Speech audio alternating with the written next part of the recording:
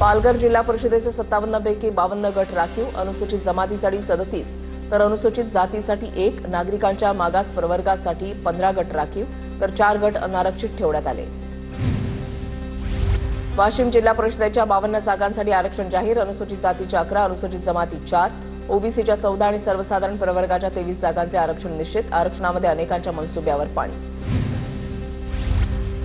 परळी नगर परिषदेच्या प्रभाग रचना आणि मतदार यादीवर काँग्रेसचा आक्षेप, सत्ताधारी पक्षाच्या दबावाखाली अनियमितता तसंच आरक्षण आणि मतदार याद्यांमध्येही गंभीर गोंधळ झाल्याचा आरोप, लवकरच न्यायालयामध्ये याचिका दाखल करणार। 15 ऑक्टोबरपासून राज्यामध्ये वादळी पावसाचा अंदाज, शेतकऱ्यांनी काढणीला आलेल्या पिकांना वादळी पाऊस आणि वाऱ्यापासून सुरक्षित ठेवावं, कृषी विभागाचं आवाहन। 18 ऑक्टोबरपर्यंत विदर्भ, मराठवाडा आणि मध्य महाराष्ट्रासाठी अंदाज।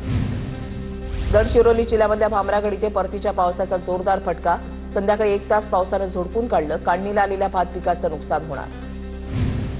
सत्ताधारी आमदाराकडून सरकारला शेतकरी कर्जमाफी आश्वासनाची आठवण, शेतकऱ्यांच्या कर्जमाफीसाठी सरकारनं कर्ज काढावं, सरकारनं दिलेलं वचन पाळलं पाहिजे, शिंदेचे आमदार अब्दुल सत्तार यांच्याकडून सरकारला जाहीरनाम्याची आठवण।